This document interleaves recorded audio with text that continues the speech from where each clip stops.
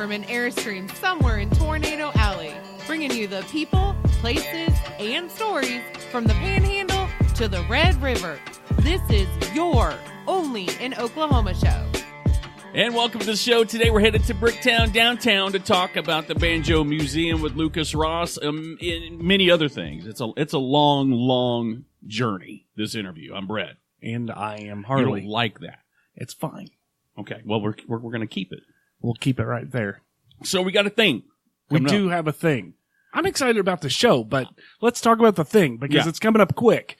Next Saturday. It's coming up. This coming Saturday. And probably coming up to my neck. I'm scared. I keep being reminded that I can't swim. Okay, so we're doing the Polar Plunge at Medicine Park this coming Saturday, February 1st. I'm going to plunge. You are going to swim. When I hear plunge, I think plunge means just dive in. Right? Okay, I will have you know. What? That I went and had a physical, specifically because I didn't want to die. Are you serious? Yes. Nuh-uh. Yeah. Really? Promise. It wasn't just like an old man thing, like I'm 40-something, I need to get my... I scheduled it specifically at this time. Yeah. Because I'm a little paranoid. You should be. I should be, but I'm not. I kind of feel like there's a 50-50 shot. I'm going to live or die. Completion isn't even part of the equation. I'm either going to die doing something or I don't know, or complete it altogether. There's no way to know for sure. I did not get a physical because in order for me to get a physical, I have to get a referral, and then I have to send a messenger pigeon, and then they have to approve it. And by that time, I'm waiting for an eagle to show up. Okay. Come on. What? With all of the tropes there. You're Native American, so you have Native American healthcare, so we have to hear about carrier pigeons and eagles and tribal elders. I feel like you're... No, I'm not. Ask anybody. People talk about, and I've got nothing against it. I was born into the Indian healthcare system. I've used Indian healthcare my entire life. But when people say they want universal healthcare, let me remind you, it's almost the same thing. So yeah, they don't get in a hurry. I could die waiting to get approved for the life-saving surgery. Okay, this is probably not the show. It is the show. For you to be criticizing It's been a rough couple of years in regards to this kind of thing. So no, I'm not. I'm saying I'm not 100% that... I'm 100% that I will be there. I'm splitting it down the middle, 50-50, what the percentage of completion is.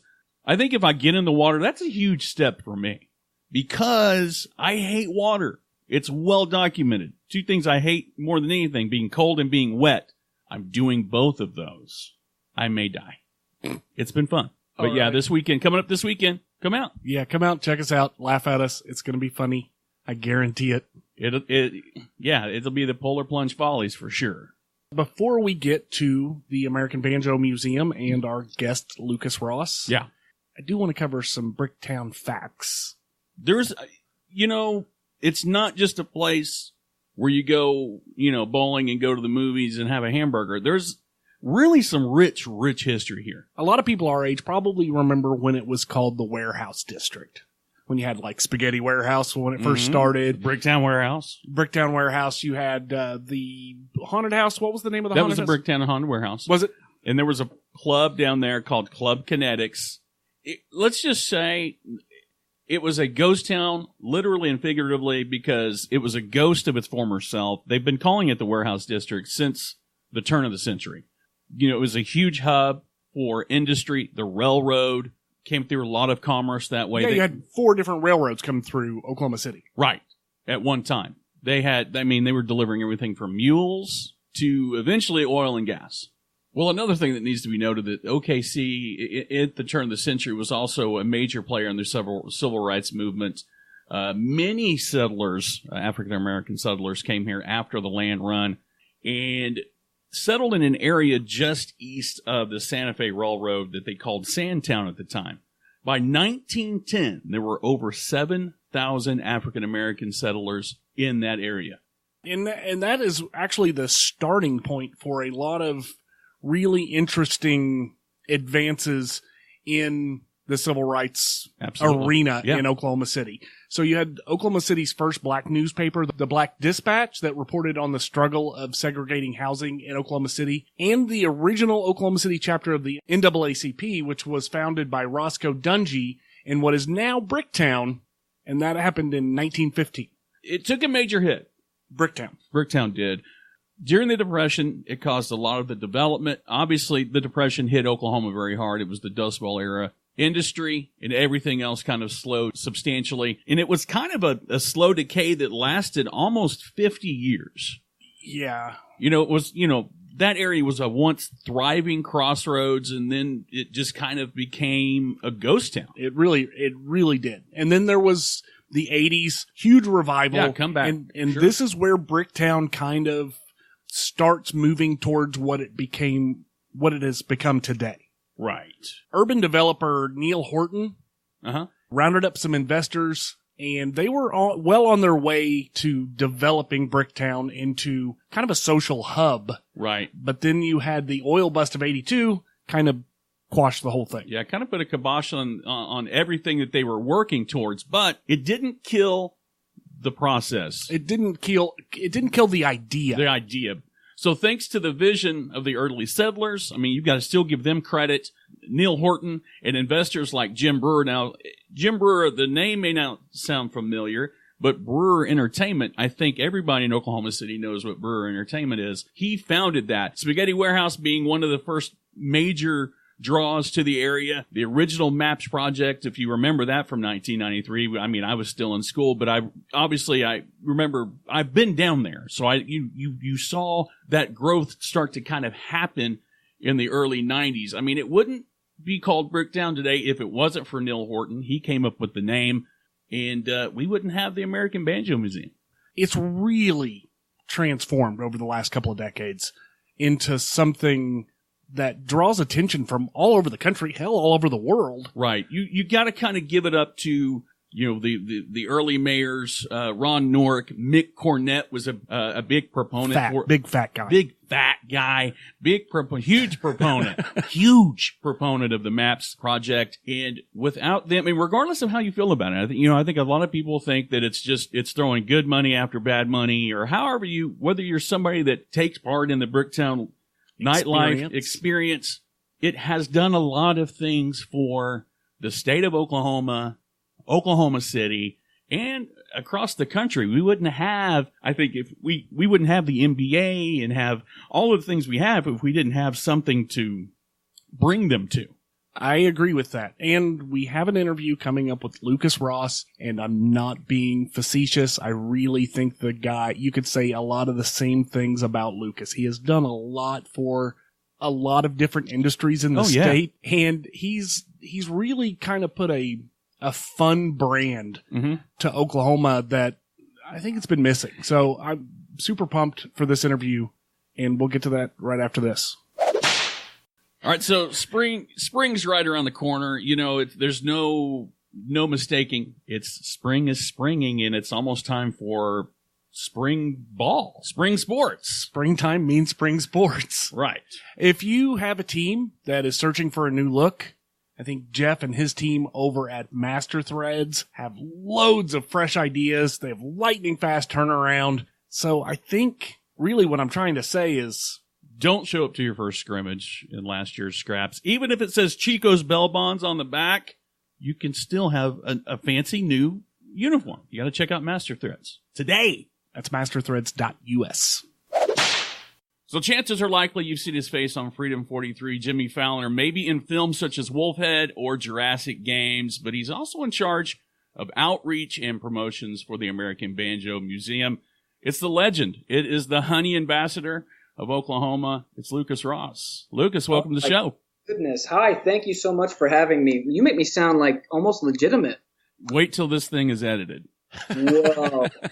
Yeah, so, can you go put in some really good stuff about me? All right. So, Lucas, I think, most people know a little bit about your background, but you're a banjo guy. Most kids within a relatively, our age, 39 to 40-somethings, grew up listening to Eddie Van Halen, wanting to play electric guitar, air drums. Yeah, you play the banjo. How does someone just pick up the banjo? What inspired you to do that? It wasn't my first instrument. In the same vein, my first one was an accordion. Oh, wow. So I'm getting better if you look at it in that perspective. I bought an accordion when I was like in 6th grade, I think. I saved up money for mowing lawns all summer and found one at a garage sale. Nothing makes a father prouder than winning a Heisman Trophy or bringing home an accordion. Yeah. No, they're very supportive, but it was a novelty, and that's why I liked it. I liked Weird Al and all that stuff. And that's the same way I kind of got into the banjo. Now, I heard the banjo when I was a kid, like Kermit playing, and that was always – I didn't really know what the instrument was. I just liked the way it sounded. And that's kind of the story I found out with a lot of people. Bela Fleck has talked about, like – because I'm comparing myself to the greatest banjo player alive. Right. He talks about the first time he heard Beverly Hillbillies theme, and he was just like, "What's the sound? What instrument's making it?" And that's kind of how I was. I loved the sound of it. I didn't even really know what was creating that sound. And so years later, I discovered my friend Doug Thompson and I. Everybody had that friend that was like a portal to something cool that you didn't. Hopefully, everybody has that friend. Absolutely. Or maybe you are that friend to somebody. But he had some of his dad's old Steve Martin records, and I got on that comedy, and then between that and watching The Jerk randomly on Freedom 43 years and years and years ago on their Sunday afternoon movie, The Jerk was on, and I watched my dad laughing so hard at Steve Martin trying to dance with his family, and I just kind of focused in on Steve Martin, and I saw him with the banjo, so I wanted to kind of imitate him and stuff when I was in junior high and high school, and so I got a banjo then, but I didn't know how to play it, and the internet wasn't around. There was no YouTube how-tos, or I didn't even know how to tune it. Wow. And but I loved the idea of it. I didn't know what I was holding as such an important instrument for our country, and the instrument itself has such a history that goes all the way back to Africa, and it's really something that I love, and I never would have thought that I'd be working with a museum, much less a banjo museum, any time in my life. And so it's really been a cool journey that instrument has taken me on. And then your introduction to me makes me sound like I'm a real legitimate ambassador for banjos and honey. Well, you've played a banjo in space. Yes. Right? I mean, and that's your most recent album, is that correct? Yeah, okay. A few years ago, I started doing kid tours with the Metro Library Circuit in Oklahoma. They've got a great library program, and they have a lot of, despite me being involved, but they have a lot of different speakers and performers that go around at like 20 different libraries throughout the summer. And I started doing those shows with them. And my shows have always been for all ages, but, they're really fun and safe for all ages. So it just kind of was a natural fit to do some kids type comedy. But I don't know. I think about those albums. They're not exactly kid albums. They're qualified under that. But I've seen some pretty random jokes that not inappropriate, but just like stuff that maybe kids wouldn't get. And I make a lot of jokes about like timeshare opportunities. And I remember there's a lady that came up to me after a show, and she's like, "Let me give you some advice from a retired teacher. Those kids don't get it. You talk too fast. You got to talk slow to them like they don't understand anything." And I was like, "Yeah, right. No way. Like they're so fast." And plus, I said, well, I remember hearing jokes on like the Muppet Show that I didn't get. My parents were laughing, or Sesame Street or something like that. And I wanted to learn what it was. And so I was like, it's okay. It's like if the kids didn't know what a timeshare was and they learned afterwards, my job is done, lady. But anyway, it's been a real fun opportunity. It's led me to get to do the banjo a lot. And I'll do those shows like at the museum as well. And that kind of led into my position here, because in addition to doing the outreach and promotion, I do kind of education and curriculum development for especially early and elementary ages of banjo and just music history. And the banjo has such an interesting and rich heritage and history with our country and just with where it came from and how it's developed and continues to go. And it's really neat to get to be a footnote in telling that story. Well, when I was a kid, I looked up to Eddie Van Halen, but I also watched Hee Haw and Roy Clark on the weekends. I just felt like the banjo, I had a better chance at playing, air guitar is easier when you're not plucking. You know what I mean? There's a little bit more fluidity, it seems, when you're trying to play air guitar with, eruption than dueling banjos on the steering wheel. So I talk about this very thing in my kid shows. I talk about like how many of you can do air guitar, and I was like, well, what's cooler than air guitar is air banjo, and so I teach them all how to do air banjo. and then air accordion and air triangle, which is really the coolest. If you never tried that, that's really something. Oh no, I don't think I could keep it in tune. You want to look cool at a concert, you just bust out your air triangle. All three sides. There's very few opportunities to do that. I need to get to more bluegrass festivals, I think. I'm not saying they like it, but I do it. Well, I heard a wise man, I can't remember the quote, but a wise man quoted about about accordions not, being able to pick up girls with accordions. I can't remember the quote, but I looked it up recently. I think it was you. You're the guy that said it. Something about yeah. Well, it's funny because that's how I wouldn't say that I won her over that way, but I remember multiple times in college serenading my now wife at her dorm window on the accordion. But that was always why I used those instruments. It was just a prop, it was to be silly. And until I met Dick Albreski with the Oklahoma Accordion Club, which you should totally have him on your show because it's amazing. There's a big group of accordionists in Oklahoma. But he saw me with it once and he was like, I could teach you how to actually play that thing. And I took lessons from him for a couple of years, and he really got me to play it and respect it. And I still use it as a prop, but it's good to learn all the rules so you can break them properly. And that's kind of been the journey I've been on with the banjo too. So how did your affiliation with the American Banjo Museum actually start? Was it just they grabbed you, they saw what you were doing and thought, we got to get this guy?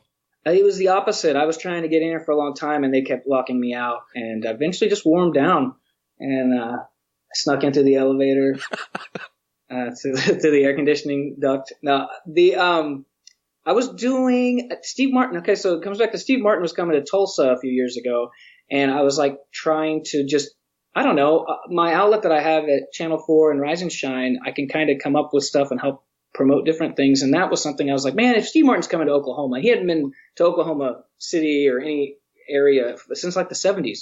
And he just really hadn't toured or anything like that since then.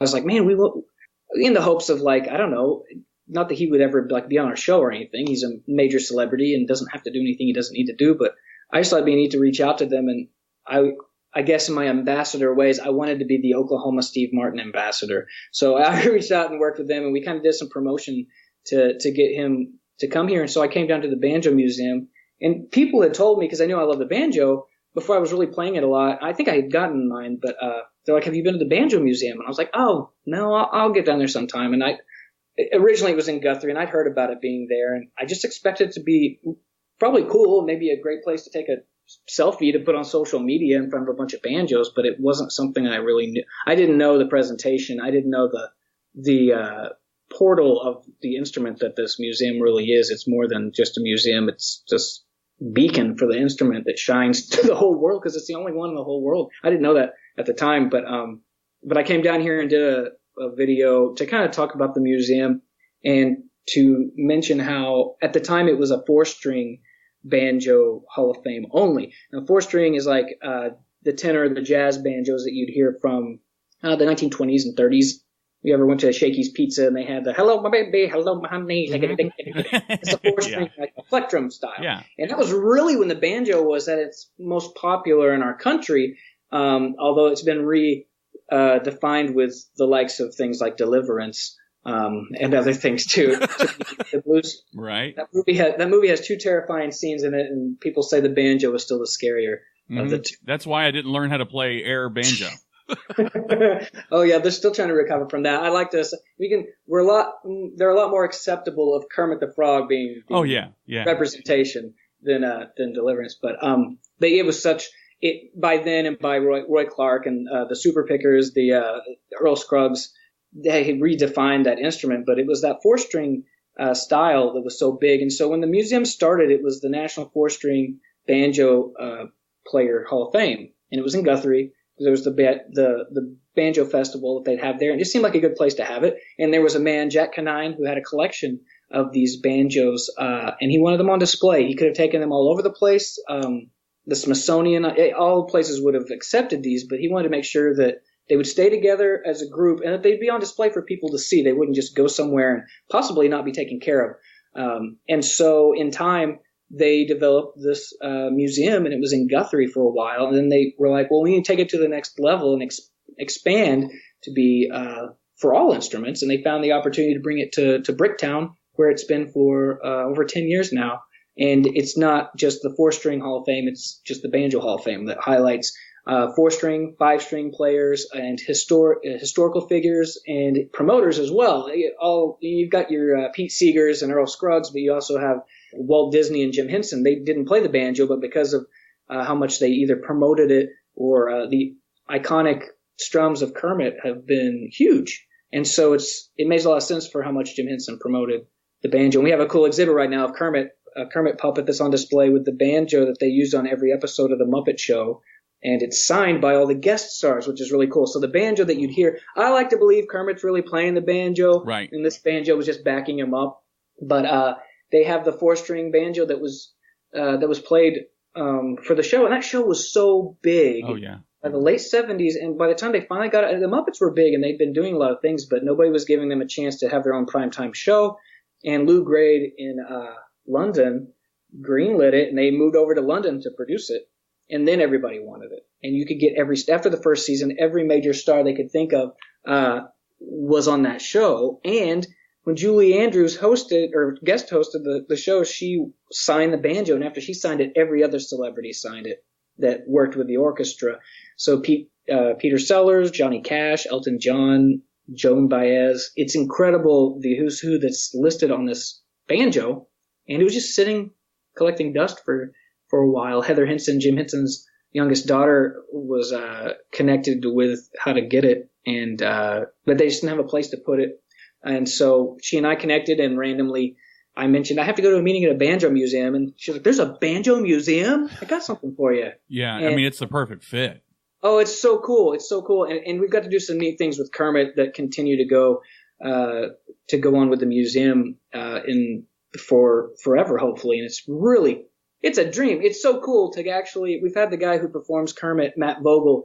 He's the current performer of Kermit, and he just took the reins over officially for Big Bird from Carol Spinney after 50 years being Big Bird. Matt is the puppet captain and the director of a lot of things for the Muppets and Sesame Street, and he and I connected about a year ago this week, actually, and at Disney World, we were sitting next to his family at Indiana Jones Stunt Spectacular. And it was like the last day of Disney. Yeah. And for dads, I love it. I mean, I love that stuff. I love it. I'm more excited about things than my kids are sometimes. Like, oh, we got to do this. We got to do this. But we were all wiped out. And they're like, we've got like 2 hours left. I was like, let's go back to the hotel and take our time packing and leave. They're like, well, we didn't see the Indiana Jones show. And I was like, it's the same one they've done forever. So we go to it. Sure enough, we're sitting there, and I was talking to my wife, and I looked past her, and Matt Vogel and his whole family are sitting next to us. And I was like, man, I'm pretty sure that's Matt. And I noticed his kid had a Kermit the Frog hat on. I was like, there's only 2 kids that would have that hat on here. My kid, because I was making him, and Matt Vogel's kid, because maybe he was making him too. So we connected, and he and I had spoke about a year before on Twitter we were sharing Steve Martin stories. And he's like, Lucas, you're from the Banjo Museum, and there's a Kermit exhibit there. I'm going to be there in a couple of weeks, and I want to see it. I was like, so we made the arrangements. He came down with his family, and he spent a couple hours here, sat here in my office and picked around on my banjo for a while, and was like, I should get a banjo. Don't you think I should learn? I was like, yeah, man, you're Kermit. Yeah, damn. Because I don't know that Jim ever really played. He loved the banjo. Steve Whitmire, who was Kermit's voice and performer for years, more than just a voice, of course. I know he had a banjo, but I don't know if proficient he was on it. But I was like, Matt, yeah, you should learn. And he's like, you think you could help me find one? I was like, yeah, I can. I've got a connection. Yeah, we got one downstairs. I'm just kidding. I busted the glass. This is exclusive. And no, but we were able to, we did a little video with him. So Kermit and I got to do a video for the kids program I do called Banjo Roots. So I'm on screen with Kermit the Frog talking about the banjo. And it's like, I get chills talking about it, because if you ever hear Kermit call you by name, it's insane. That's going to be the coolest thing ever. I would cry. I would I don't know if I could get you a clip of the audio to use. Maybe I'll see what I can do, because it's so awesome. Because I'm talking about the banjo. It's like lots of different people play the banjo. I'm an expert. I'm Lucas. I know everything about the banjo. And Kermit quickly comes in to tell me, no, you don't. He's like, Lucas, you've forgotten not every people play a banjo too. I was like, who else plays a banjo? And he just looks at the camera like, hint, hint. Like, oh, frogs, okay. Right. So he kind of helps me play, and then at the end we strum together. And that's kind of the kickoff for this education show. And what's funny is that's the program and the project I was working on years back when Heather Henson and I connected. And I was like, I got to go to a meeting at the Banjo Museum. I was stuck trying to figure out how to tell this story kids that touched on all the different things of the banjo, because there's a lot of tough history with the banjo, but it's important and it needs to be covered and addressed. But all that was pretty cool. It was pretty cool to have Matt here, and we sent him a banjo, and he sent me a picture of him with his banjo with a little DVD that I do. I do a free pick-a-tune class here once a month, and I sent him a copy of that just to get him started, and the sheet music to I sketched out the first opening strums of Rainbow Connection. It's like everybody wants to learn dueling banjos, and then it was like everyone wants to play. So I sent it to him, and he sent a picture back a couple weeks later, and he was surprised. He's like, I didn't know I was getting a banjo. This is great. And I got your DVD, and you're going to teach me how to play. And I was like, oh, that's so cool. And my oldest son, named Henson, I got some issues. Okay. Henson was like, Dad, technically you're teaching Kermit how to play the banjo. I was like, yes. I will totally put that on my resume. So I've worked with Kermit on screen. I've given him a banjo lesson. I can officially retire. This might be the last thing I ever do, guys. Hey, and it will never go away. This will be evergreen forever. So there will be a lot of people happy to hear that I'm retired. So Lucas, let's circle back to Steve Martin. A few years ago, I had a chance to see him in Marty Short, as they call him in the business, at WinStar, and I didn't realize just how good he was at banjo until he had the Steep Canyon Rangers as a backing band. As a matter of fact, they're going to be at the Tower Theater in not too long. Great band. Like a couple weeks. Yeah, a couple weeks. Fantastic. They're just a phenomenal band. But anyway, I had no idea just how good he was. Have you had a chance to, you were talking about doing some promotions for his appearance in Tulsa, but have you had a chance to pick with him, grin with him, talk with him, or has he been to the museum? I would love to. It's been a life. I mean, I've been writing the guy letters since I was 11. Wow. And more than a fan, I just was always just really impressed by his wit and his interests and stuff. And it really was a portal to my comedy and a lot of things that I like. But his banjo playing has been really part of his career since he kind of started in the business. He was always playing it. He and John McEwen of the Nitty Gritty Dirt Band, they met when they were like 17 or 18 in high school. They went to school together. And Steve wanted to learn. He heard the banjo, and he was like, I want to get a banjo. And somebody's like, oh, this other guy at school has a banjo. You should hook up with him. And it was John McEwen. And they became good friends. They learned together. John taught him a lot of the things he knows. And throughout his comedy career, he was using the banjo a lot. He was because he does a lot of things. This is a guy, he worked at Disneyland when it opened when he was 10. He worked there until he was 18. And learned everything from rope tricks to magic tricks to vaudeville-style comedy, and really can do a lot of things. And he'll say in interviews that he doesn't have talent, and that you can make up for a lack of talent with like obsessive practicing or just doing a whole lot of things. But he's very good. He's very good at things, and he's used all of it. You'd see his rope trick stuff in Three Amigos, and some of the things that he would do in just other movies were incorporated, from his juggling to whatever. But the banjo was always part of it. And I tweeted him one time and multiple times, who's counting. And but I asked him if he ever broke a banjo on stage, because he would get crazy and he'd act so silly and kind of use it as a prop, but then he would pick it up and just play and blow people away with how good he was. Yeah. And so it was always part of it. And so a lot of times he would play banjo in between jokes or just to take a beat, and people would. Or he would have his arrow through the head and he'd be playing something so silly, and then he would transition and start talking serious and play this beautiful banjo song and still have his arrow through his head. And my mom my mom would tell me about it. She's like, I remember watching that and just cringing for this kid who was playing the banjo, trying to be so sophisticated, and he had this stupid arrow through his head and he forgot on live TV, and we were just so sick for him. And then he realized it and was so embarrassed, and then he said, I meant to have these on, and put on rabbit ears, and realized he was joking from the very beginning. And it's that kind of stuff that I love, and I've always loved, just like being the punchline of it, not making fun of somebody else or intending to inflict some kind of snark. There's so much negativity that's out there, but when you can just be the punchline yourself, and he was always so good at that. And but that banjo was part of it. And I tweeted to him once, I said, did you ever break a banjo? You jump around so much when you were on stage. Did you ever do that? And he wrote back and he said, yeah, when I was first starting out with using the banjo in my show, I was doing a very small stage, and there was a doorway that went onto the stage. And they introduced me, and I walked through it with my banjo out and snapped the neck off right as I was walking on the stage. And I was like, how do you recover from that when like that's the first thing they see is like, boom, you don't have anything to fall back on. And so I don't know what happened after that part of the story, but he's been using the banjo a lot and really got into it just a little over 10 years ago. He kind of got into playing it a whole lot and went on tour again as a bluegrass performer that kind of tells jokes in between his stuff. And then again with Marty Short, I'm in the business too, man.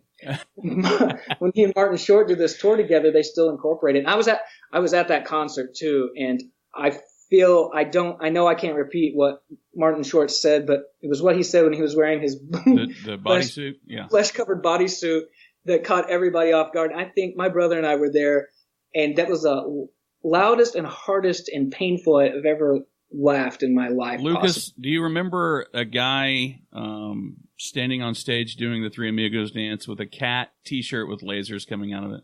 Was that you? Don't lie. But yes, that was me.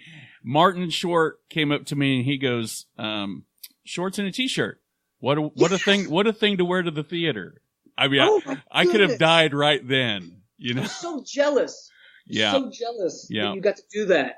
Yeah, I think it was the T-shirt that got me on there. I'm there. I flubbed the dance a little, but I was given fashion advice by Martin Short, so I kind of felt like I could have just died at that very moment. That's so great. That is so great. Well, so after that show was over, and the lights came up, this tall, white-haired figure stood up in front of me, and it was Byron Berline from Guthrie. Wow. The fiddle player. And I had talked to him for years, and I bought a banjo from him, and he's just a great, great friend and such a sweet encourager. And he's legendary. He's not just an Oklahoma darling. Like, he's the fiddle guy. And for a long time, any movie or TV show or whatever needed a fiddle player or a lick for something, he was the guy. Like when they did Back to the Future 3 and they had ZZ Top playing for that scene in the Wild Wild West, Byron was the guy that they brought him in at the last minute and he played that fiddle hook. And anyway, Steve Martin opened for him back in the 70s at the Troubadour. And Byron was coming back that night to go say hey to him and give him a copy of his biography that he wrote about Steve in it. And so he stood up and he was like, "Hey, Lucas, did you get one of these backstage bracelets?" I was like, "No, Byron, I'm nothing. I'm lucky I got to come in to this show." And he's like, "Oh." And I was like, "Well, unless you're going to sneak me backstage with you." He's like, and I could see this look in his eye, kind of like, let's try it. And I was like, "Oh, no. And I was like, half of me was excited and the other half was like, this could end so bad. Mm-hmm. You know, and you're not supposed to do that. You're not supposed to meet your heroes. No, yeah. I talked to him once before. When he came to Tulsa that time, I saw him briefly and I snapped a picture with him, and it was just kind of like "Hi, how are you?" And fortunately for me, there was a crazy guy that was screaming at him right afterwards, so I didn't look like the freak. He kind of looked at me and my wife like, "Ooh, okay, see you guys later." And so that was nice. And I had that nice little closure with him, but I was like, "Oh man, I'm going backstage now." So Byron's got his arm around me and we go back there and I was like, "Byron, I don't have a bracelet." He's like, "Who cares?" And I was like, "They do. And this is like going to be bad. This is going to be terrible. I'm going to be on a list forever." And we get backstage. So I just put my hands in my pockets to not show if I had a bracelet at all. Cause nothing says I've got a bracelet, then I'm not going to show it to you. That was my stupid improv. And so sure, the security guard goes right up to us and is like, "Hey, you got to have a bracelet, man." I was like, "I know. And I'm sorry. I'll go." And I was like relieved. I actually got to talk to Graham, who plays banjo for the Rangers, and I've talked to him a little bit, and so that was nice. And I was like, "Hey, that's kind of cool, but it's okay." And Byron, the guy's like, "You're gonna have to leave." And Byron puts his arm around me and goes, "Don't you know who this man is? He's on Freedom 43 TV." We're in Windstar. That's like Texas. Right. Nobody cares. Yeah. Byron, and if we were in Oklahoma, right, I wouldn't have made it this far. They'd know who I was, and they wouldn't get out of here. Yeah. Byron just stands there, and the guy looks at him and is like, "I'm sorry. Please forgive me. Right this way." And he lets us go. That's awesome. And Byron looks at me and he goes, "You're on your own, buddy," and pushes me off. And so I was like, I'm just like this grenade that was thrown into a room that everybody knows this guy's probably not supposed to be here. And so I'm just like, ugh. But anyway, Byron introduces me to Steve. I get to shake his hand briefly and say hi. Byron says hi. I go, "Hi, you tweeted me once." Steve goes, "Okay." And I'm like, "Oh, idiot. That's why I've been waiting." That was your pickup line with Steve Martin. "You tweeted me." He's like, oh, and he goes, oh yeah, no, I think that was somebody else. I'm like, oh, okay. I was like, I'm an idiot. Anyway, so I got my picture taken with him. I got a picture of Byron and Betty with him. And it's sadly, Byron had such a career. He has such a career, but he has so many great encounters with major celebrities, from helping a lot of guys get their start to playing and recording with the Rolling Stones and teaching Arnold Schwarzenegger how to play the banjo. He had the fiddle, and he had so much in his shop that burned about a year ago now. And so I found the digital copy of that after a week or so after. So I was able to go and have it printed and framed again so he could start building that collection up again. But he has had such a cool impact. And so I'm always so grateful for him taking that chance on me. But I also was like, so a few minutes into that conversation and stuff, I'm standing there, and that security guard comes back in, and he's like, hey, I think somebody's looking for you, trying to like not embarrass me, trying to not lose his job, but also like he knew he had to get me out of there, and I knew I had to, So he's like, hey, and we walk out, and I was like, hey, I'm sorry. And he's like, yeah, it's okay, but I think your brother's looking for you. And I was like, yeah, okay, that's it. The whole Windstar casino people are there like there was an attack or a terrorist or somebody, and they're all standing there like, who is this guy? Yeah, because you're right there at the Oklahoma border. Do you go to the Texas State Prison, or do they ship? How far do they ship you to Oklahoma? They just let me out. Yeah, exactly. And that was that. And the guy hopefully still has his job, but to fast forward, you said, has Steve ever been to the Banjo Museum? So for years, so not long after that, or it might have been in between, we had his exhibit here, Johnny Beyer, our executive director, who's not only like our curator and the face of the museum, he's a legendary 4-string banjo player and has had an incredible career himself. And we're so fortunate to have him here in Oklahoma. He's built this place up visually so much, and he shares the credit with so many people that support him. But everything you see, from the lights that are angled to the stories that are typed up and presented and pictures that are taken, that all comes from Johnny primarily. And Johnny over the years has been able to connect with Steve, and we got his banjos a few years ago. It was around this time, about 3 years ago, I think. We had the Banjo World of Steve Martin, and we had his first banjo he learned on, that banjo that he was playing with John McEwen, and then we had his Gibson Florentine banjo, which was a 1927 banjo that had been converted to a 5-string banjo. A lot of these guys, when the bluegrass phenomenon hit, wanted to play these pre-war banjos when banjos were still being made with such great materials that they stopped. By World War II, they couldn't justify the costs and the use of the materials for banjo when a war was going on. And afterwards, it was just by the Great Depression, it was just so hard to justify that. So people that weren't already established banjo players were turning to the guitar for those. Glenn Miller was utilizing the rhythm guitar instead of the banjo that had been in ragtime up until that point. So it really fell off the face of the planet in so many ways from where it had been, because everybody was playing the banjo. It was huge in America.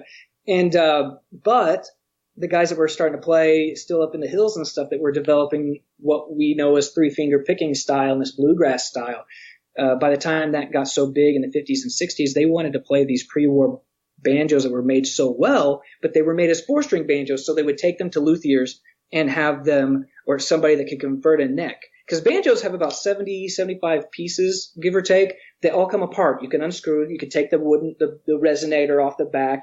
The bridge is movable. The hooks that hold the head on. And the head is just similar to a drum head. And in fact, Remo that makes it, if you ever played a drum, it's the same kind of material that goes on the head of a banjo, which is kind of the history of it. It's always been animal hide or something pulled over some kind of a stump or a shell or some kind of gourd type instrument that was used for that type of sound. That's what Steve Martin had. He had this 1927 Gibson Florentine that had been converted.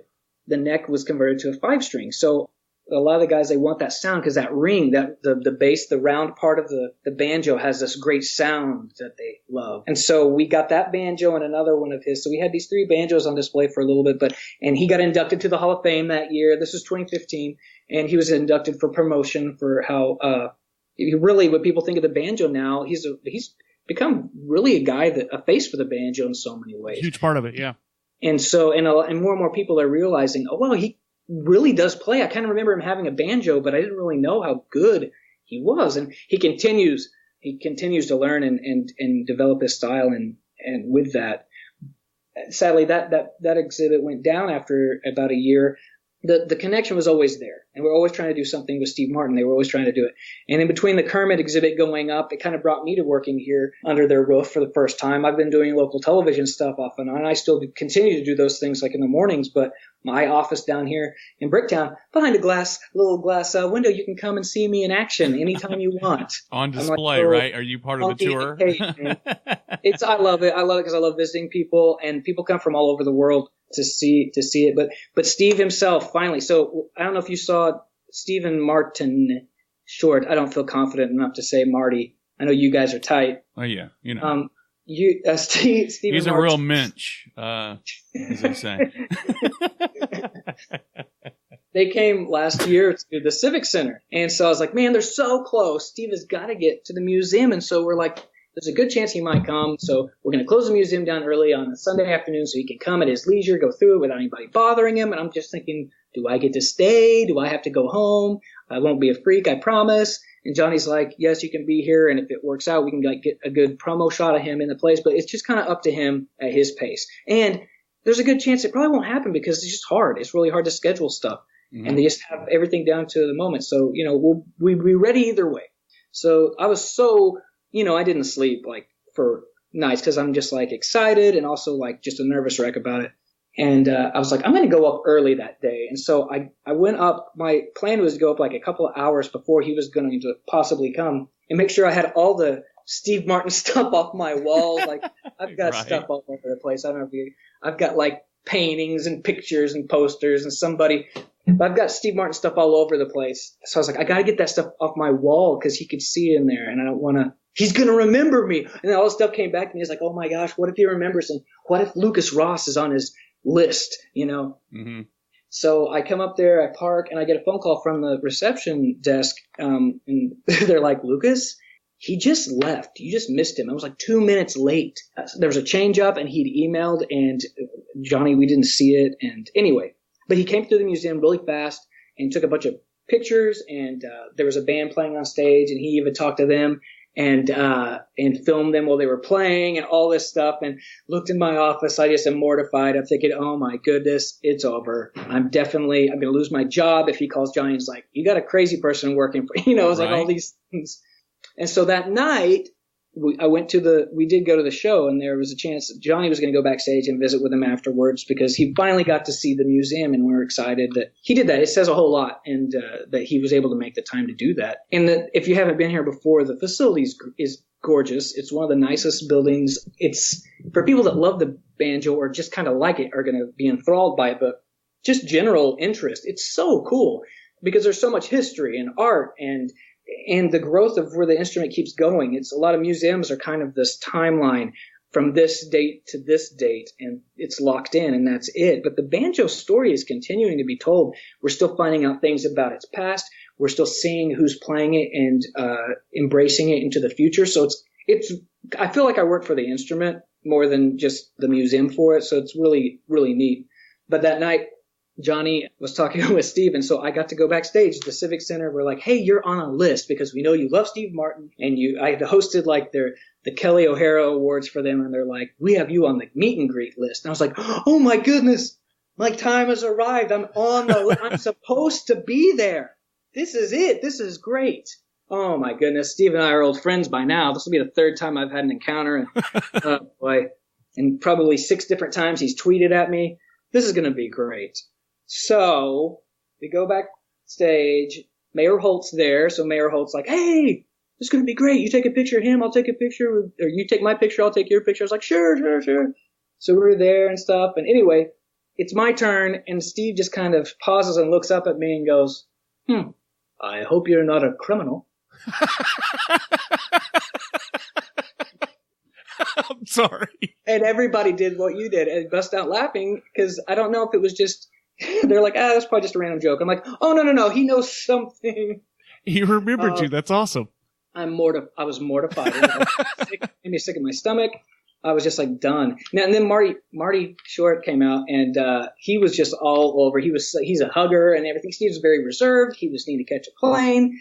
That's his own private plane. He could have left whenever he wanted, but whatever. But I got to talk to Martin, and he was like hugging me and stuff. So there's this really funny picture that snapped where Martin Short's looking at me and smiling, and Steve is looking. And, with phones, you can go and kind of capture an action shot. Right. And choose.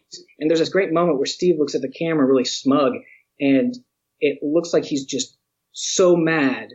It looks like Martin Short is like dumping him for a younger banjo player or something.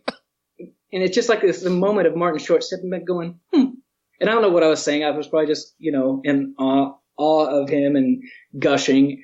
And so anyway, I'll send you the picture. You can share it or have whatever you want. And this is a great moment. I was like, that's one of my proudest moments is like Steve Martin looks visibly irritated with me, moving in on his territory with Martin Short. But anyway, all that to say, it's really been cool to have that full circle and come back here. And actually, Steve has given us a banjo just recently. And this is coming up soon, like in February 15th, I think, is the set. And it's not a huge exhibit, but it's a permanent one. Steve was inducted into the Kennedy Center for the Mark Twain Award in 2005, and they made him a custom banjo. And they put his name on it. It's got the Kennedy Center logo and spotlights kind of like highlighting his career and stuff. And it was a more for show type banjo. It's very beautiful. And he had it for a while, and he's like, hey, would you guys like it? I'd love to donate it to the museum. So it's really neat to be approached by Steve. I say like I'm part of that. For Johnny in the museum to be approached by him and for him to give us this really neat gift that people can come in and they can see one of his banjos is really cool. And with that banjo, Steve also sent me a book because he knew that I worked here with a little note that said, thank you, I appreciate you. And he spelt my name wrong. It was great. And so two things. One, it lets me know he knows my name. But two, he doesn't know it so well because he's been writing it down like, stay away from this guy. I put him on my list. So. But I'm trying to figure, I'm looking at your name. I'm thinking, I love you, Steve, but how could you miss with Lucas Ross? I mean, it's pretty. Well, it was weird. He spelt it. I don't know. There's a lot of stuff he wrote on it. I say it was a book. It was like a book's worth of papers. Yeah. Essentially it was a restraining order. Right. Sign but here. He signed it, and it doesn't have my actual name on it, so I'm good. No. But it was funny, and he's given me a lot of joy. He's the reason why I got interested in playing the banjo, and because of that, I've had so much joy in getting to create music, getting to make friends that play, and just it's been such a nice gift. And I wrote him a note, and I just wanted to say thanks. You've really given me. I've been a fan of what you do, but really because of him sharing his talents and sharing these things that he loves so much has brought so much joy to me personally. It's really a neat gift to be able to play an instrument and share it and have that with others. It's been really cool. I never would have thought that I'd get to work here. Plus, he also gave me the nicest gift of the best end to my story is a perfect joke with him calling me a criminal. So it's like he's the gift that keeps on giving. Well, I absolutely love your enthusiasm and passion for the instrument, the museum. I really feel like you have a deep connection. I mean, we talk to a lot of people, and you really seem passionate about the topic. Well, it's because I'm an actor. Right. Right. I'm sorry. It wasn't that I wasn't laughing at your acting skills. I was laughing because that was a really good punchline. That too. Well, I think a lot of it for me is the storytellers are going away. You know, we're kind of the last bastion of the purveyors of information. You know, there's so many kids that aren't plugged into an amp, but are connected constantly to a Wi-Fi connection that aren't gaining knowledge. You know, what happens when the music, I don't think the music will ever die per se, but what happens when it's, you know, the volume just slowly gets faded down more and more. Right. And it, in so many ways, it's being preserved and it's out in so many different ways. You can access some of these things, but the knowledge of knowing that it's out there and to go look for it, and it's huge. So keeping the interest, and I think that's really, you asked me, and I was a terrible interviewee by not answering this correctly, but you asked how I actually got involved with the museum. Because of my interest in using the banjo on like the morning show and different things, there was a 405 magazine did an interview with me, and I was holding a banjo in it, and some of the board members in Oklahoma saw it, and they're like, hey, this guy has a banjo and he's younger than us, reach out to him. And so they just they didn't obviously care about my skills or abilities. To have somebody younger that's interested in this and continuing whatever that is huge. And that's really what the mission of this museum is, to preserve and present and promote the instrument and the history that goes with it. Because it just like you said, this stuff is fleeting if the interest doesn't stay there. And I'm so fortunate that this museum exists in my own backyard. I've lived in LA and done all kinds of things I thought would take me out of the state. And I never would have thought, if I would have heard that there was a museum like this somewhere and there was a guy like me doing what I'm doing right now, I would be so jealous and upset that I was like, oh, why can't I be in Oklahoma and why can't I do that? And so I'm very, very grateful to get to, like I said, I never thought I'd be working at a museum in my 30s.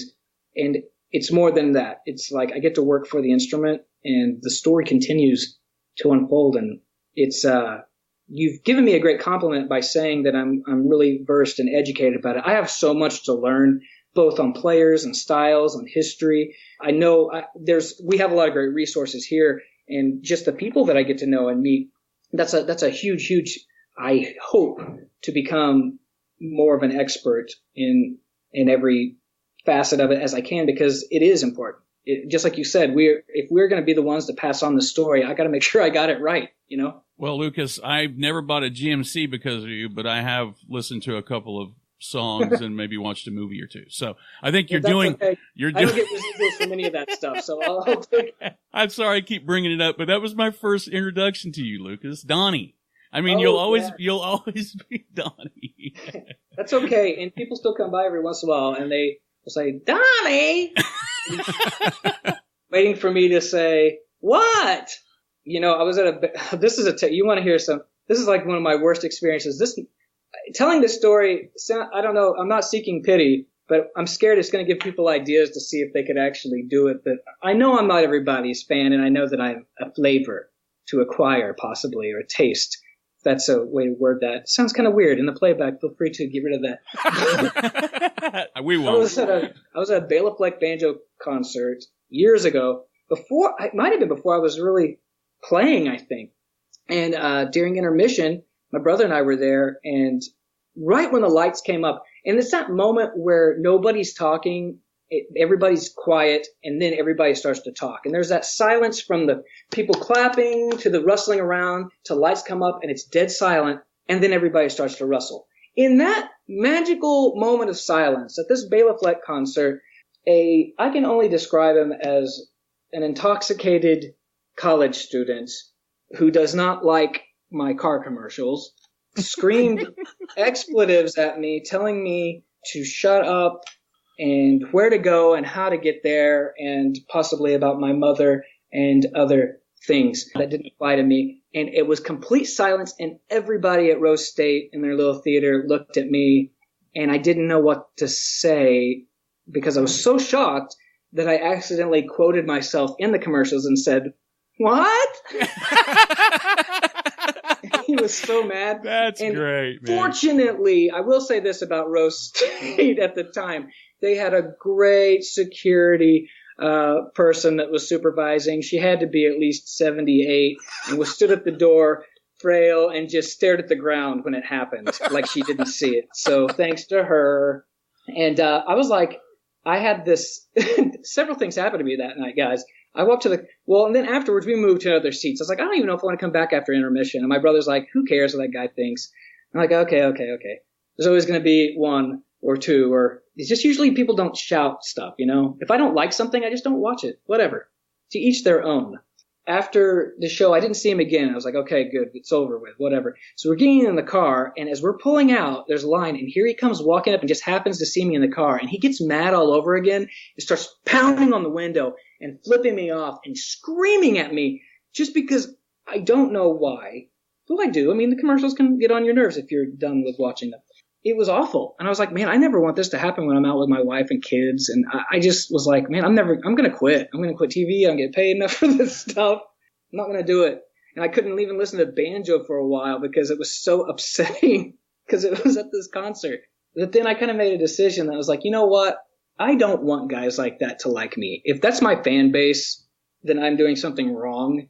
And I've kind of learned that from the people that are very openly critical about stuff or that write in. Then I'll see what their political posts are and how extreme they are. And I won't get into all those things, but I'll be like, you know what? I'm kind of okay that I'm not this person's cup of tea. Everybody has their own tastes, and that's all right. As long as it doesn't inflict harm on anybody that's with me, that's okay. And the funny thing is a couple years later in that very room, I would be the MC for Banjo Fest introducing Bela Fleck. And I couldn't help but wonder if that guy was in the audience that night too. And so it was this nice little, I had my own personal little closure because I couldn't listen to Bela Fleck music for a while because it was so upsetting. Is that stupid or what? It's horrible, but I'm glad that you came to the appropriate realization. Right. Somebody's out there hearing this being like, shoot, you mean I could get him to get off TV and play the banjo if I go cuss him out in front of his family? I'm on it. I will do this for the betterment of Oklahoma. I mean, that's an interesting way to avoid the Pavlovian response of Bela Fleck, but I'm glad you're here.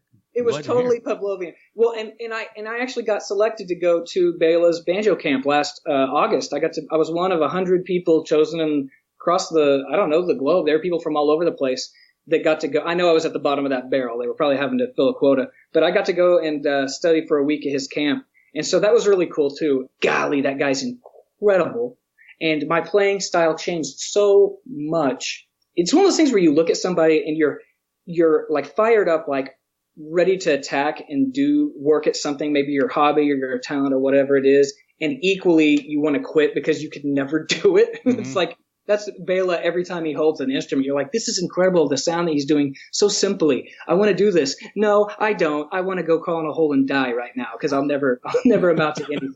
Anyway, I've gotten over that and my Rose State experience. Nothing against Rose State. Hopefully their security has improved a little bit. Well, you've moved up.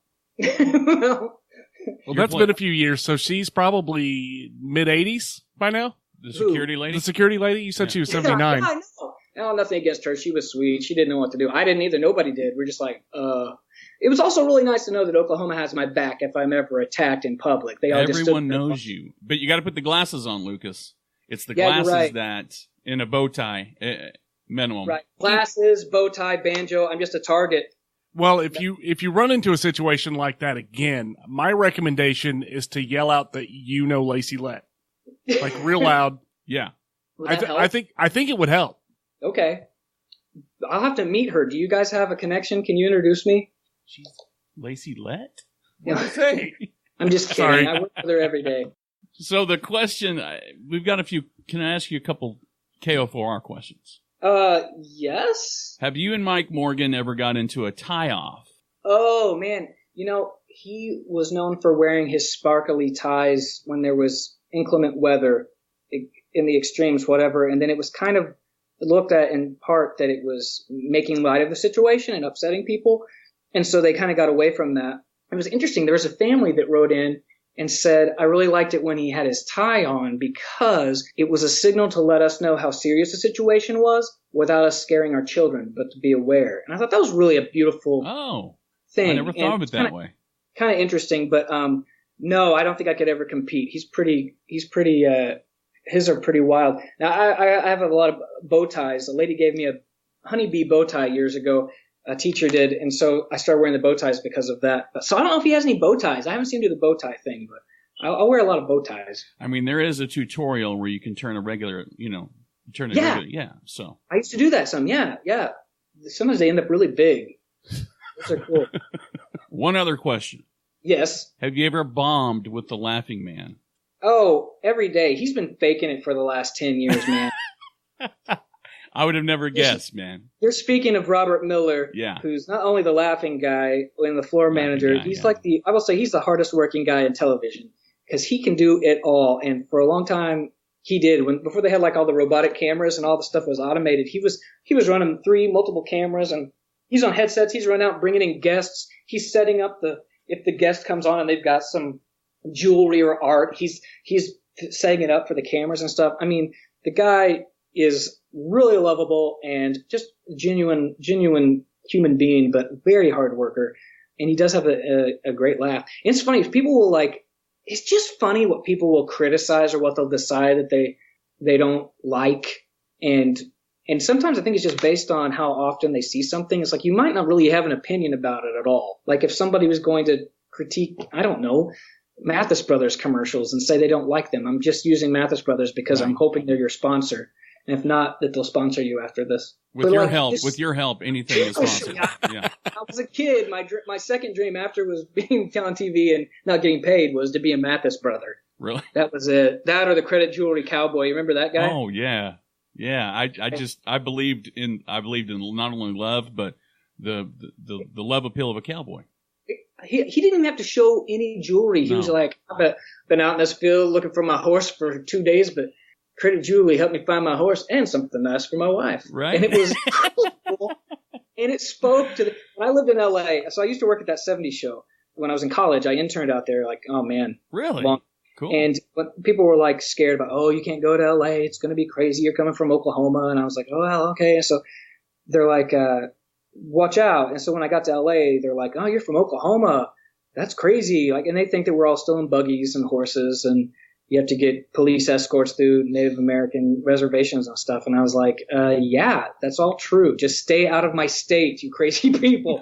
But people were like, you got to watch out because if you ever go down, and I never had any bad run-ins at all, but they're like, if you ever go, down to the Hollywood Strip and stuff, you just got to look out for the crazy people that are trying to sell you jewelry and watches. And I was like, oh, we've got crazy people selling them on commercials in Oklahoma, so I'll be fine. The Credit Jewelry Cowboy, man, nothing's going to beat that. I feel like there's people that just form opinions because they see something so much and they decide that they might not like something. And Robert's laugh is so unique and fun. And some people will write in and they'll be like, that's unprofessional. You can't do that. And it's like, who says it's unprofessional? What are these laws and these rules? And again, if you don't like it, you can watch another. They don't like me saying this, but you can watch a different channel, but they don't. They'll keep watching because they keep letting me know I'm going to stop watching this show if your stupid face is on there tomorrow. Well, I told you. And then the next day they're like, well, I told you. I'm giving you one more chance. And 3 days later, I was like, okay, whatever. They're doing everything. They're watching. They're writing in. They're doing whatever the station wants. And as somebody who's desperate for affirmation and has anxiety issues, having any negativity come to them is terrible. But hey, if it gets viewers, right, do it. Do it for the views.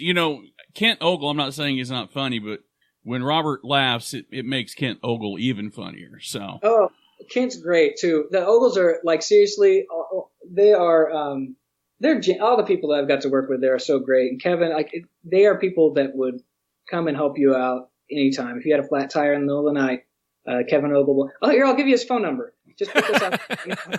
He'll appreciate that. It's been really neat. I've worked with, oh man, it's been since 2007, I think I was hired there. So that's over, I don't know, are we 12 years yet? Wow.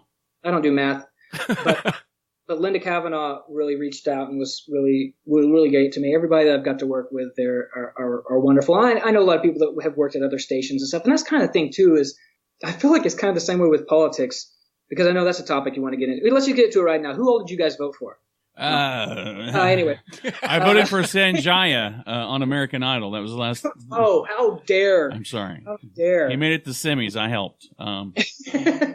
That's the only time I ever voted for that. That's the only time I'll admit to voting. I still want him to come back. But you never know where you're going to work or who's going to be your employer next. So it's kind of like everybody's on the same team, even though it's visually competitive. And I feel like it's kind of the same way. My grandfather had a history of working with politics, and he's like, man, in DC, a lot of these guys are friends with each other across on the other side of the row because they're not in competition with each other internally and stuff like that. And I kind of feel like that's kind of the TV thing is they all work together. I mean, you've got an Ogle on every single channel that is available. Right. And so you're going to tell me that I went to Kevin's daughter's wedding. We played in the Channel 4 band. I played accordion. We did what did we play? We did just a small town girl. What is that song? Don't Stop Believing? Don't Stop Believing, and I think I played that on accordion, so you know how good that sounded. Oh, man. But it was great. But it was cool because all these TV stations are all there, and I'm like, it's just cool that, like, that kind of stuff doesn't matter when it's family. But at the same time, I was thinking, we're all just one drink away from this turning into that scene from Anchorman. That's exactly what I was going to say, right? I was kind of hoping, but no, it was great, and it's been really a joy to get to see that. You know, I grew up with those things. Galen Culver came out and did "Is This a Great State or What?" about my family's bee business when I was in middle school, and that like got me to officially be like, yeah, I'm not doing bees. I'm gonna work in television officially, and so it's been really cool. Like, I'm going to be anywhere but here. Sorry. I'm going to cut that out. I'm cutting that out. I love it. I'm going to use it. I might like I don't like it, but I'll totally steal it and claim it as my own. I've learned that in television too. I wasn't going to talk about the honey. We're not going to go there. I did try to get your parents on for the honey festival. Maybe you can. Yeah. I don't know. Maybe you might be the rub on that. They would totally do it. I wonder were they just too busy or something? I don't know. I have no idea who we reached out to. Well, they're too busy running the Lucas Ross fan club. My mom is the only one that's writing in nice things. And she's not yelling at you in a drunken tirade at the Rose State Coliseum. No, she is, but I know it comes from love. So speaking... She's earned it, though. That guy didn't earn it. Right. He'd only put up with me for a couple of years. She put up with me my whole life. So speaking of opportunities to get drunk and yell out things at Lucas, you've got a few events coming up. At the, that's always my audience. Those Metro Library shows get pretty rowdy. Your demo has changed quite a bit, hasn't it? It's a little bit more watered down now. But I don't know. I was just kind of, I don't know. I say that I'm kind of the same in every situation. It just kind of works. I did a show for New Year's Eve for opening night. I did 4 shows back to back from 7 to midnight this past year at the Metro Library. Hey, it was a sellout. And there were people it was packed. It was people from like, families with kids that wanted to have something safe, they wanted to celebrate and, be, somewhere they knew that nothing inappropriate was going to be said. And you had the millennials, and you had all ages and stuff. And I don't know, to say that my stuff is appropriate for all ages, it's zany and maybe silly and crazy and stuff. But yeah, like I kind of have always kept it clean, mostly because I feel like, well, if I said something wrong, God could forgive me, but my grandma won't forget it. Right. So it was like, and now she's with him and she's going to tip him off if I do anything appropriate. But I don't know. I just always was like, I never want to make somebody feel uncomfortable or hurt in the name of being funny. It's really not worth it. And it's harder sometimes to work at that, but I've been very fortunate. And because of that, I'm trusted. The station doesn't mind me coming on and improvising 4 minutes at a time, and I can go and do a corporate show for different companies and stuff, and they know that I'm not going to get up and do something wrong or raunchy or something. That's why I work on the internet and not where I'm FCC regulated. I'll never be as successful as you, Lucas. Thank you. Thank you. I love, now I'm not saying I'm not a believer in a love for free speech and things like that. I love that, and the risks that they're able to take and the rules are being broken. I've just always I think there's just kind of this naivete about me, or that's just kind of like, it wouldn't work for me to come in and start talking all vulgar. It might get a cheap laugh, but it wouldn't really be funny, make people feel uncomfortable, because they've locked me in as this little dorky little guy with glasses that they don't want to hear say something bad. And I like that. It's fine. I'm proud of it that way. My family can watch it. My kids can see it. And I don't, for the most part, regret it. For the most part. Well, there's always the occasional guy that wants to come up and cuss me out at the state fair or something like that. So, it's weird. I mean, how many times have you written in to something you don't like, or gone out of your way to go find somebody you don't like just to tell them you don't like them? Never. Yeah. Really? I don't get it. No, because I would love to do nothing more. I do voice over and voice acting artist stuff on the side. Uh-huh. And I would love nothing more than to have a kid recognize me as the Joker or as Optimus Prime or Megatron. The hatred part, sure, I'll never be as good as, say, Peter Cullen or any of those guys, but I can't attack people in their craft. I don't have to like it. I don't have to watch it. Yeah. Like you said, I can turn the channel, but I'm telling you this right now. I like to watch the Ferguson commercials because of you. I like Freedom 43. I like who you are. So I'm not going to change the channel, but if I don't like it, I'm just not going to watch. Well, I appreciate that. And that's how I feel too. And I'll tell people who write in, I'll be like, you idiot. I can't stand you. And so on here, I'll be like, I'm sorry. And I'm sorry I'm here. So I can do, sometimes I will like say, hey, and I'll call them out. If they're going to post publicly, then I'll say, hey, this name says I'm a waste of oxygen. This was actually somebody wrote in and said that idiot with the glasses is a waste of oxygen and should be choked out. And I don't mind helping. Wow. I've never hated. I've never hated. Yeah. Do what? I've never hated anyone okay, never mind. I've never hated a celebrity that much. Well, I'm pretty big. You're I guess a big deal. I can inflict this much passion. No, but I was like, I looked, of course I shouldn't have, and I clicked on it, and I go and I see her profile, and this is a lady that could have been like my mom. It's like a woman that's got like a picture of her at church on her profile and with her grandkids and all these things. I was like, you practically wish me a death threat, lady. Yeah. And so I still let it go, but we wrote in. I was like, hey, I'm sorry. I know I'm not everybody's cup of tea. Thanks for watching despite me. I can send you a schedule of all the times I'm on and hope that you can avoid me. And I'll do that. I'll tell people, hey, here's the deal. If you don't like me, I'm on at this time roughly and this time. And I'm so sorry if you happen to catch one of my commercials and you didn't want to see it. When I do that, people will like come to my defense. And sometimes it's like, well, you're just pandering to them. But I just think it's really funny. And it gives me some material. But she wrote back and she was like, oh, I never thought that you would see this. I was watching. Well, go ahead. She goes, maybe I'll give you another shot. In fact, what you did this morning was pretty stinking hilarious. I was like, whoa, you just like wished me a death threat. And now you're like, well, maybe I'll give you another try. And right then and there, I was like, okay. And I've had people that hated and hated and hated me. And I wore them down enough that now they love me. And they write into the Rise and Shine every day because I'll read their posts and I'll make their jokes and stuff. And I have to remember, this is that same person. And the same people. So I'll ask you this. I'm asking you the question. Yeah. How many times have you written into a show that you love just to say, I like you? I've done that a few times. Yeah. It's just not as common. We don't go our way. If you like something, you just watch it. Mm-hmm. And it's different now because now with social media, it's a lot easier to interact and stuff. And we invite people to do that. Right. And so we know that that's a risk. When you put yourself out there like that, it's really a humiliating thing and humbling daily. Well, because about the time you get lifted up, you can get kicked down really hard. So you have to it's a bell curve for both of those things, the positives and the negatives, and you just have to focus on it. Because there have been times that I'll just be beaten down and I'm like, man, nobody gets my jokes, and what am I really doing here? And am I just annoying people at this point? And this happened a couple of years ago, and I was in a kind of a low spot, and I was just like, I don't know. I mean, do I need to be? Am I wasting my efforts here? What am I trying to do? Just the artist thing. Anybody that I say like I'm a real artist, but just that tortured love of your craft, then you're up and down, and it was a really down spot. Mm-hmm. And I got a call from I talked to somebody at the state fair, and this lady said, I just want to say thank you. And you never know what people are going to say when they want to come up to you, and they're like, Are you that guy? And I was like, and so I start saying to people now either, no, that's my brother, or I was like, I am unless you don't like me. And then that's right.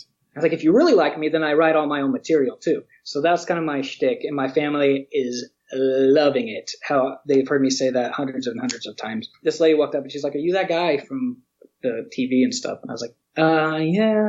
And she said, okay, well, my mother and I have watched you for the past 2 years, and you have made us laugh every single day. And she has been suffering with cancer for this past year, and she just passed away. And there are a lot of days that she never was happy at all, but she got to laugh at least once every day when we were watching you do your stupid stuff. And I was just kind of like, and I don't tell that for any reason other than to say that I appreciate those people if I'm nothing else but a distraction from the bad news or the bad thing that's going on in their life, even if they're irritated by me, but I'm not one of those things, whatever it is, it was really a blessing. And I kind of thought, I don't know if there's any other reason that I got to be on TV other than for that woman and her mom to have that moment. And that's my whole purpose on earth. Right. And TV was just for that one lady. And if that was really it, then totally worth it. Well, and that's at the end of the day, no matter what level of media attention you have, whether it's a podcast like us or you're, on networks or television or you're doing music, I think ultimately the goal, we'd all love to be rich doing what we do and we don't think we're good at, but others are willing to pay us for. But I think the real rebate, the real payback are those type of moments like that where you kind of go, well, maybe it isn't all for nothing, and that's a very cliche thing to say, but you know what I mean? Yeah. Oh yeah. Yeah. And I've had like every once in a while somebody will. And I've been very fortunate. I say that there's so many kind people here, and I know, and I honestly look at it like I just happen to be on this side of the TV because I've got to know so many people and so many friends over the years. I could name off these people that I don't just know their names from their posts. I know their faces. I know their kids. I stalk them. I watch them when they sleep. No, I've just got to meet them over the years, and I've watched their kids grow up, and it's just really neat community. I come from a very small town, that little town of Minko, where everybody knew everybody's business. And I was finding ways to get up and make announcements at school or be on stage at the Honey Festival when I was 10. I'm doing the same thing now. I just got permission from the powers that be to get up and be there. And I feel like I'm just viewed by people as not some kind of local celebrity or anything. Right. I'm like the little brother that they can talk to, and they can be like, oh, you're that guy. Tell me about Linda Kavanaugh. I could be like, oh, she's the best. Let's call her. Let's call her right now. Right. She doesn't like that. No. All right. So Lucas, yes. we have many a mile have we traveled in this interview. Now I know that the Banjo Museum is always doing something. You're affiliated with it as often as you can be. There are a few events coming up though that everyone can take part in. Yes. Coming up on the Saturday, the 1st of February, the Ukulele Jam session is coming up. Yes. Tell me, what's the deal with that? People are like, ukulele, banjo, right. What are you doing? Right. Well, there's very many banjo ukulele players. And it's the same tuning, same everything. It just has a louder sound to it, amplified. And a lot of vaudeville stars played ukulele. Tessie O'Shea was a great banjo comedian performer who she played right before the Beatles on Ed Sullivan. We have her banjo here, her banjo ukulele. And so the banjo ukulele thing has been a big, big part of that story. And we do a ukulele jam. It's one of our several jam sessions that we have that comes up. All you got to do, if you show up with an instrument for our jam session, you get in free. It's just as simple as that. And if you don't want to play, you just want to come, if you're a patron to the museum that day, it's open to where you can sit in and listen to that. And it's a lot of fun. We have Ukulele Jam. That's February 1st. And then we have other jams too. There's a Celtic 4-string banjo. There's bluegrass. And it's not just two banjo. If you're a bass player and you want a gig, oh man, they will flock to you if we got a guy with an upright bass. And that means that we've got somebody who can carry the song. So those are a lot of fun. That's awesome. So there's an event coming up on the 5th of February, and banjos is fun. But what is brown bagging it with banjos? What the heck what are we doing? Sounds really cool. There's a time where we couldn't get anybody to come to the banjo performance, so you had to actually put a sack over their head. Oh, that makes sense. Put them in a van. It's not funny at all. That was the most of my first marriage. She just made me wear a bag on my head. See, dark. Well, that's okay. She's not alive. She's not going to hear this. She's dead. Oh my God. Stop it.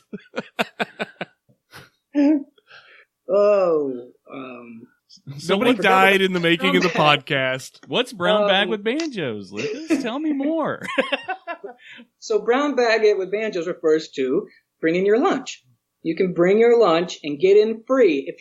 This is crazy. If you bring your own lunch, we don't provide lunch, but we provide a place to sit and eat your lunch. We have little tables and chairs in our room. It was originally designed as a Shakey's Pizza Parlor room, and Shakey's always had live banjo performance. If you had a franchise, you had to have a banjo player on staff. It was part of the deal. And we have that room is set up now as Your Father's Mustache Room, which was another predominant club in the 60s. But that's where all of our shows are. There's a stage in there. You can come in for Brown Bag It with banjos. Bring your lunch. Johnny Beyer, our executive director and world-renowned, amazing 4-string tenor banjo player, performs for you for free. And then you have access to check out the museum and stuff. So it's a great way to come at no cost to you other than however you want to bring your food in. If you want to stop by, drive through and get it, if you want to go to Abuelo's next door and bring it over here, or bring your own lunch. Shoot, man, you could have your family's Thanksgiving dinner if you want to bring it yourself, and I'll fight you over the wishbone. Because I'm a very literal person. I would probably go out of my way to find years ago, Sonic had the brown bag special. I would have just swung through, grabbed one of those. But now I feel like I'm obligated to find a brown paper bag to put my I don't know. If it's just a banana, does it have to be a full course lunch? Can it be a banana in a paper bag? No. It has to be some kind of food, I'm guessing, or you can't come in for free. You can decide on the cost of admission versus how much you want to spend on lunch, and see if you can find a lunch that's. I paid a banana to get into the Banjo Museum. What did you do today? Yeah, right. Oh, I like that. We could have that for that's a whole different day. Banjos and bananas? Mm-hmm. I want credit. That's I'll get to lead. They'll let me do that one. I want credit for that one. Every once in a while, they'll have me fill in, but it's usually Johnny, and it's a lot. It's great. It's a lot of fun. Johnny's performed thousands and thousands of shows all over the country, and again, he does some other shows here too. That's just a great way. It's a great intro to the museum, and it's a little fun way. That's it's not too many museums are like that. It's not an interactive, hands-on museum in that sense, to where, like the Science Museum, where you can climb on everything and touch and play. A lot of them, all the instruments are these delicate things on display, but we have opportunities like that where they can come and hear. But I guess I should say we do have a place called the Learning Lounge where you can come in and pick up a banjo and try it out for yourself. It would be unfair to have you come in and look at over 400 instruments on display and not let you touch one. So the Deering Banjo Company we have some of their banjos there that you can try one out. And I actually do another thing, an event that we do that's coming up this month to jump forward, if you were going to ask. I do a pick-a-tune class, which is free. And once a month, you sign up and reserve your spot. And we provide the banjo. Again, it's a free thing. You and a guest can come and watch and hang out with you. And then you've got admission is built into that to go check out the museum. But I teach you in an hour the basics of the banjo, a little bit of the history, how to play it, kind of get an idea of the strumming. And it's not exactly a lesson. So for people that have no music abilities, have never touched a banjo, this is for them. In fact, if you have ever played, you're probably more qualified than I am to teach. So I can't have you in my class. I got to bare bones. So I have a question. Yeah. Is the intro to dueling banjos the smoke on the water of the banjo? Ooh. Well, I got a banjo right here. Do you want me to get it and see? Yeah. Is it the smoke of the water? That's a great way to look at that. And now it's just making me want to see a mashup of the two songs. Oh boy. I kind of thought it was more like Stairway to Heaven kind of. Right. Oh, well, yeah. Yeah, when I was first going to get a banjo, I went to a music shop, and the guy there was like, well, if you get a banjo, you need to take lessons from this guy right here, but just don't ask him to play dueling banjos. And the guy goes, over Beverly Hillbillies. Oh, yeah, don't ask him to play dueling banjos or Beverly Hillbillies, because he always gets that, and don't ask him. I was like, okay. He's like, oh, or Foggy Mountain Breakdown. Don't ask him to play Foggy Mountain Breakdown. All this stuff. I was like, so I like smart alecky. I go, is it because you don't know how to play those songs? Right. He didn't like that. All right, let's see. Let me see if I'm tuning here. So, did you know you're going to get music? We did not. We did not.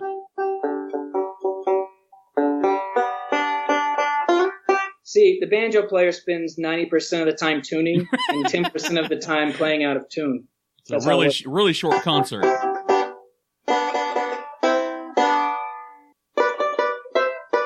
That's pretty good. Like,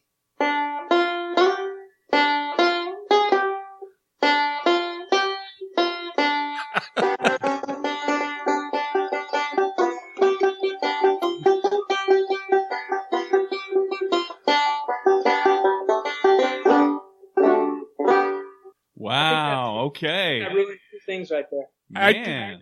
I feel like you've practiced that before. That was way too. I never tried to put them together.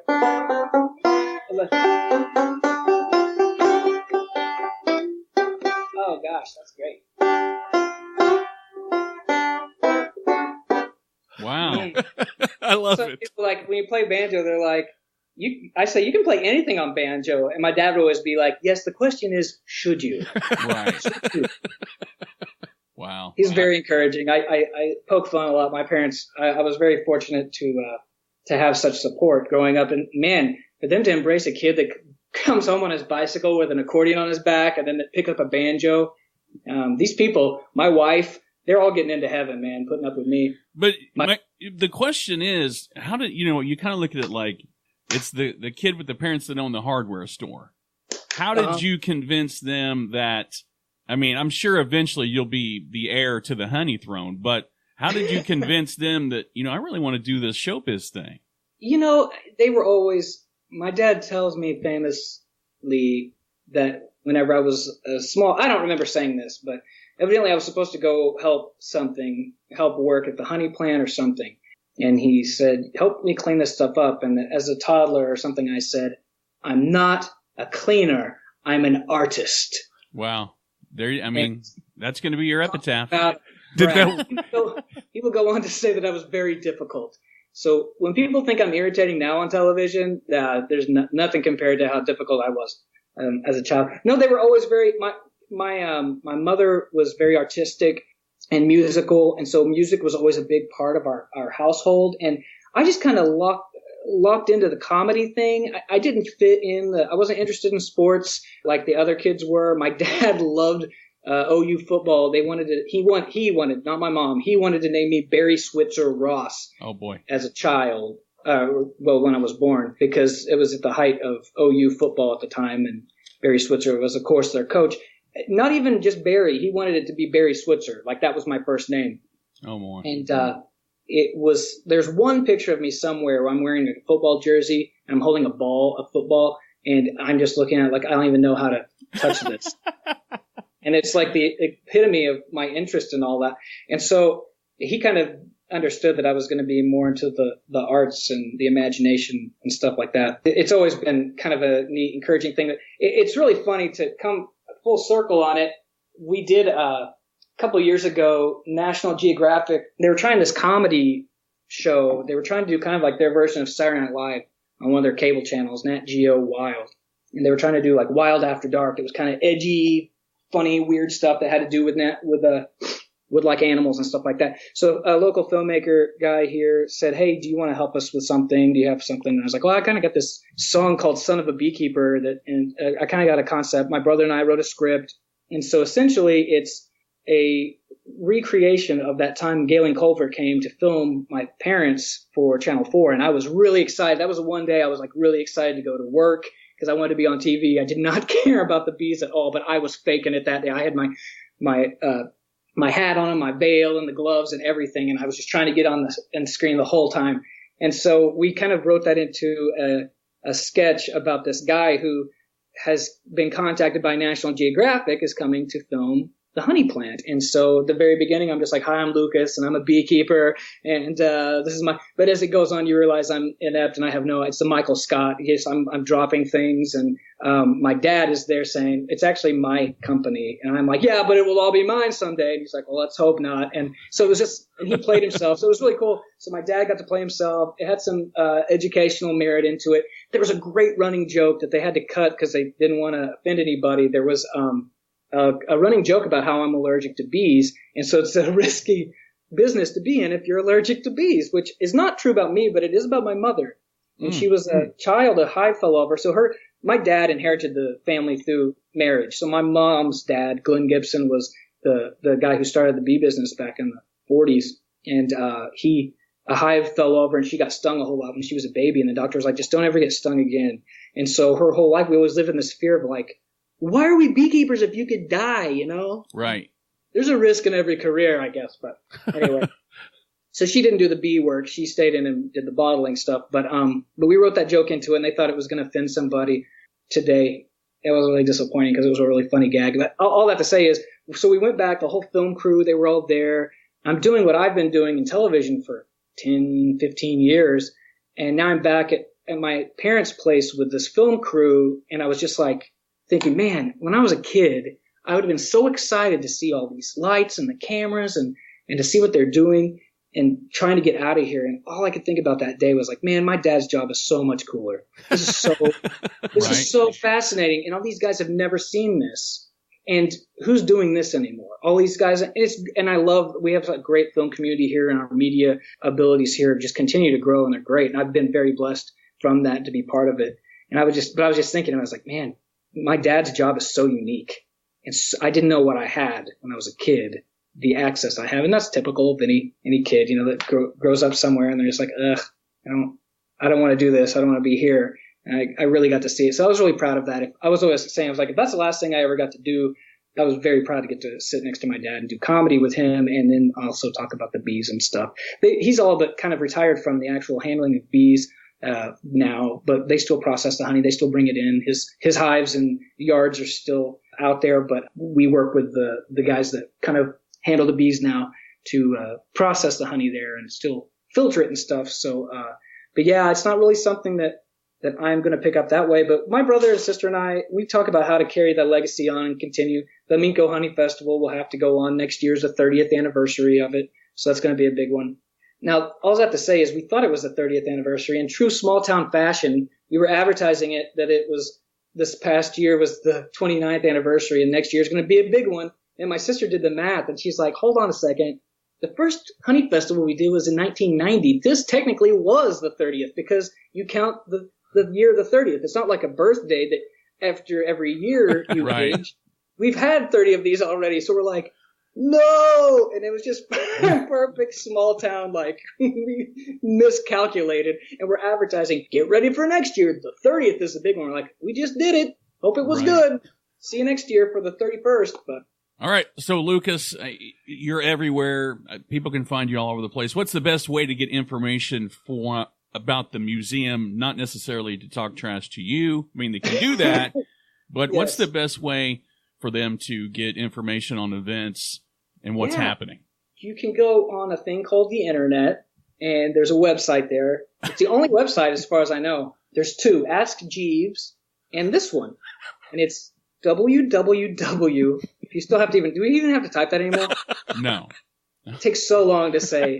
Why? It's shorter to say World Wide Web. Like, why were we abbreviating something to make it sound 10 times long anyway? What was the question? Just kidding. American Banjo Museum, AmericanBanjoMuseum.com. Awesome. And it has everything, has our events, has ways that you can get involved, become a member. The membership thing is kind of interesting because more than just having access to the museum, you get to come to all the events and stuff that go on here. It's a lot of fun. Is that essentially banjo players do what? I was going to say, is that essentially like a donor program almost? It kind of, and it just gives you access to the special events, or like whenever we'll have the Steve Martin exhibit, this little special exhibit that'll go up in February. When they do those kind of things and ribbon cuttings, you get to come to those kind of things and stuff and are invited. So it's neat to be part of that. And if there's like a banjo player in your life, it's a little bit of like a pride thing to have like a card. Like, I'm a card carrying member of the Banjo Museum because, well, in Oklahoma, we're all like, yeah, does everybody have a banjo museum? A lot of people think like, does every state have a banjo museum? It's like, no, this is the only one in the world that we know of this only dedicated to the banjo. So because of that, it's brought in people like Steve Martin and Kermit and Bela Fleck and all these great musicians. And outside of that, we've even had, oh man, I know I'm rambling, but I've got one more story for you. There was a time that this is before I was working here, but one of our volunteers was talking to somebody who came in to visit and asked if they could touch this big bass banjo that they had on display. And I'm like, sorry, you can't touch it. And the volunteer's a great guy. His name's Jack. He talks really loud, and he's this good old guy. And he kept saying, no, you can't. I told you no. And the answer is no. And the executive director walked out and they're like, what's going on out here? And he's like, some guy was in here earlier who wanted to play that bass banjo. And I told him, if the sign says no, the answer is no. Just to beat it. Stop asking me. He's like, well, who was it? It's like, some British fellow, something Clapton. Oh my, are you serious? Oh my God. So. Can you fire a volunteer? Is that? No, not when they're on the board. Yeah. No, and he's great. And he wasn't kicking him out or whatever. It's just one of those things. It's like, well, the rules are the rules. And the guy was like, okay. I'm sure the story's has grown every time we tell it. But the best thing is Clapton's going back on tour, I think, maybe this year. And so I was going to do a formal invitation from the Banjo Museum saying, please, Sir Eric Clapton, accept this invitation and apology for any way you were treated and come back to the Banjo Museum. just don't you dare touch that bass banjo or we'll call on the cops. Right. That's funny. Well, Lucas, we really, really appreciate you taking the time to be on the show. Like, so we know you're a busy guy, and it means a lot. What you're doing means a lot, and that you would, again, take the time out to talk to us is pretty awesome.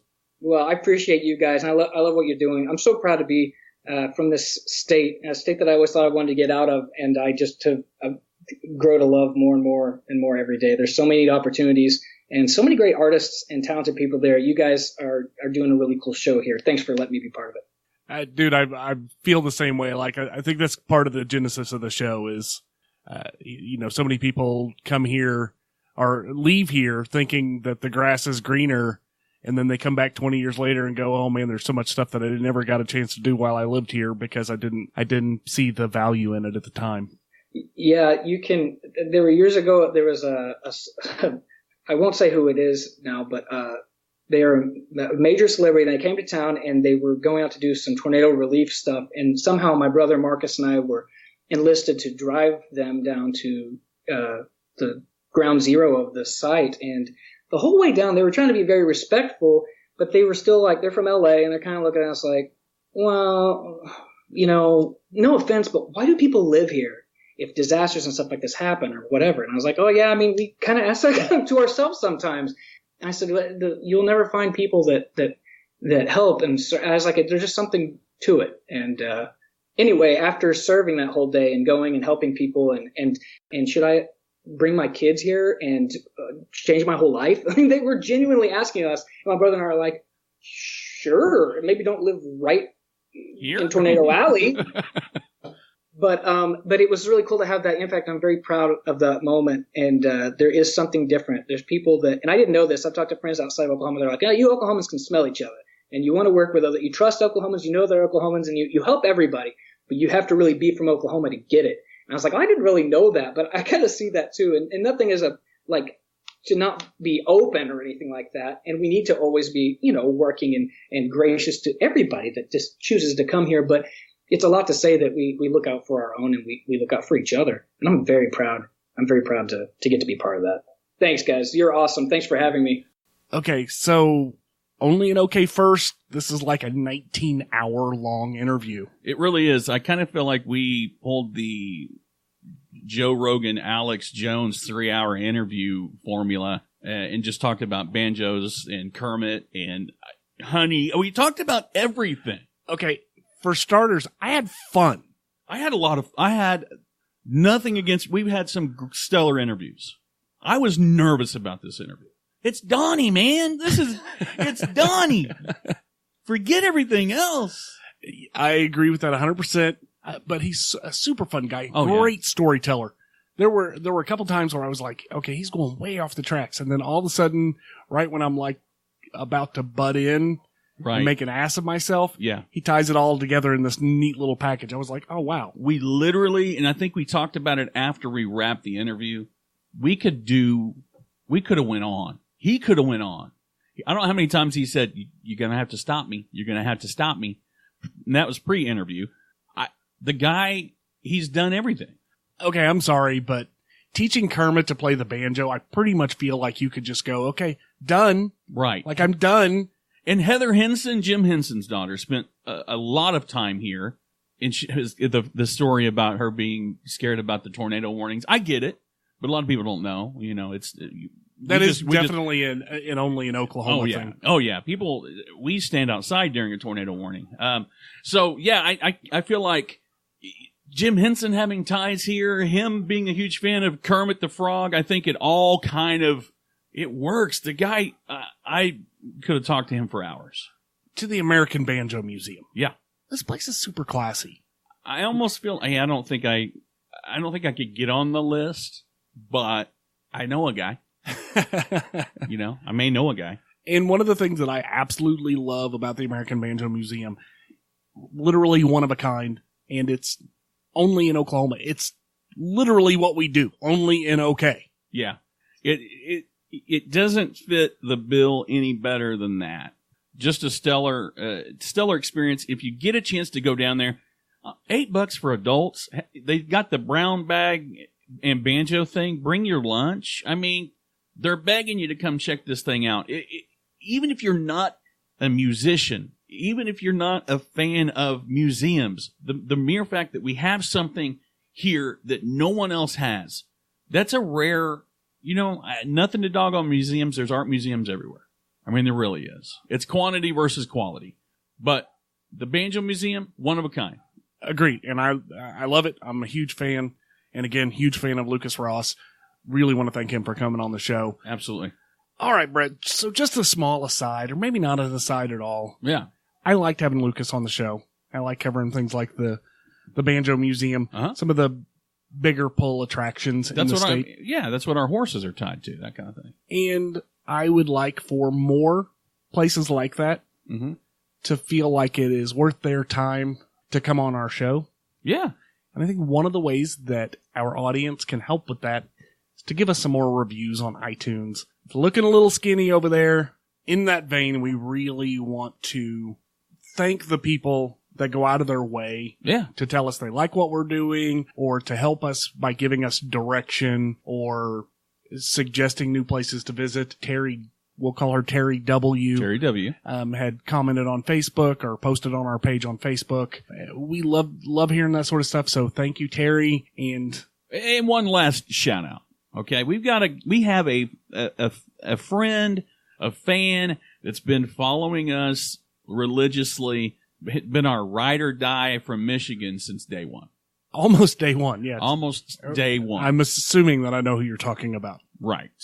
It's Denny Kish from Michigan. Kish, who gets kicked off of Facebook more often than I change my socks. He's Denny Kish. He's Denitos Incognitos, among other names. He's been with us since the Travel Oddity days. There are plenty of you all that have been too Nita Wusick. There's just a bunch of of our odd squad members from way back that have stuck by us, even when we flipped the dial on them, even when we changed the format and turned into a country station.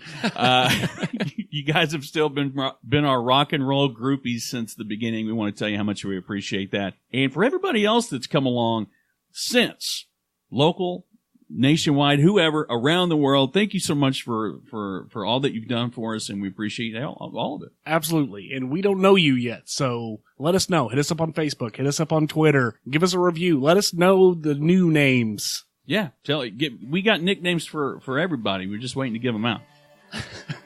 Well, this has been the Only an OK Show. I'm Brett. And I am still Harley. Peace.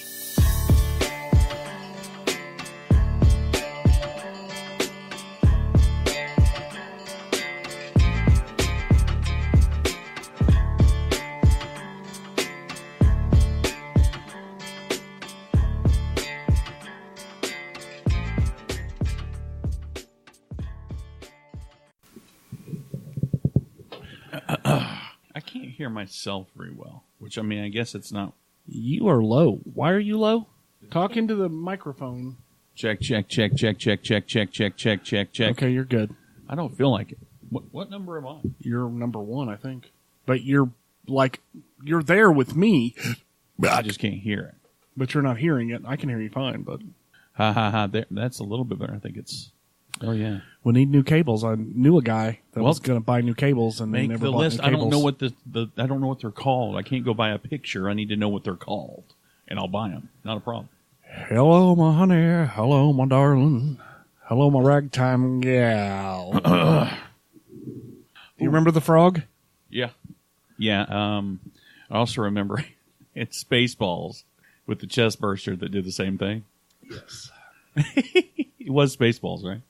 Yes, it was. Yeah. Spaceballs. Something is amiss. Is it really the cables? I think it is. I can hear just fine. See, there's something that's being. Hang on. I'm like loud. Kapow! Hello. There we go. Jeez. Hello. Jeez. Welcome to the show. So welcome to the show. Today we're headed downtown to Bricktown. I was trying to think to the. Okay. Long ago, and so very far away, I fell in love with you. Before the second show. From the studio that brought you Travel Oddities comes a new adventure. Join Harley and Brett on their zany adventures through Oklahoma. The Only an OK Show. Rated T for tourist. Or terrorist. All right. And welcome to the show. Today we're headed downtown to Bricktown to talk about the Banjo Museum with Locust Ross. What is it? Is this the movie Ants? Gee. Locust Rust. Locust Rust. The most infamous Decepticon. Okay. Before I finally ingratiate the show with the proper respect that it deserves. We're a modest lot. We are. When it comes to the things we do, we're very modest about it.